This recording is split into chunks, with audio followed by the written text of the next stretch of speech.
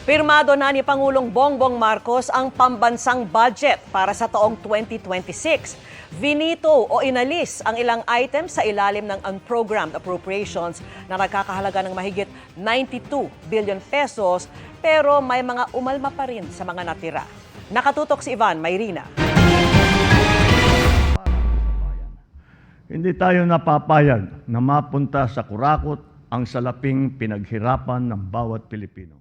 Pangako yan ni Pangulong Bongbong Marcos matapos pirmahan ng halos 6.8 trillion pesos sa pambansang budget para sa 2026.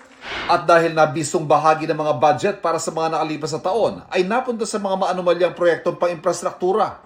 Mahigpit anyang sinuri ang budget ngayong taon.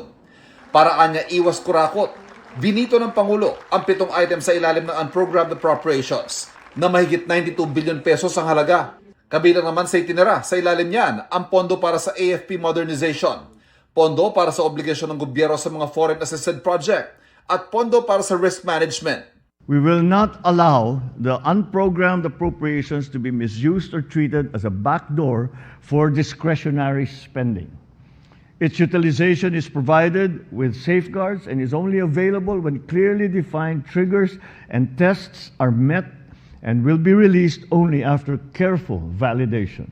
Kailangan natin ma-meet yung requirements or even triggers. One is when we have excess revenue, that's the time that we can also unlock that program appropriations. Approve kay Senador Ping Lacson at 3 natira sa unprogrammed appropriations. Pero si ACT Teachers Party List Representative Antonio Tino naniniwalang posible pa rin ang katiwalian hanggat may natitirang unprogrammed appropriations. Tinawag naman niyang shadow pork ni ML Party List Representative Laila de Lima. Ngayon pa lang, balak na yung questionin ni Caloocan 2nd District Representative Edgar Erice sa Korte Suprema. Ang aking position, all unprogrammed funds in any form are unconstitutional. We're already drafting the petition. Mahalaga din na matuldukan na ito, na ma-define na talaga ng Korte Suprema kung talaga bang ang ganitong uri ng pagbabudget na walang katapat na source of financing ay labag sa ating konstitusyon. Pero nanindigan si Senate President Tito Soto na isa ang 2026 budget sa pinakamalinis sa budget na napirmahan. Tinawag naman itong People's Budget ni House Speaker Bogie D. Pinakamalaking bahagi ng budget ay napunta sa sektor ng edukasyon. Kabilang sa 1.345 trillion peso budget ito, ang pag-hire ng mas maraming guro at non-teaching personnel at pagpapatayo ng halos 25,000 na classroom. Pinakamalaking health budget naman sa kasaysayan ng bansa, ang 448 billion pesos para sa taong ito. Pasok na dyan ang 60 billion na pinapasauli ng Korte Suprema. 297 billion pesos naman ang inilaan para sa agrikultura at kasama na dyan ang pondo para sa farm-to-market roads na dating nasa ilalim ng Department of Public Works and Highways.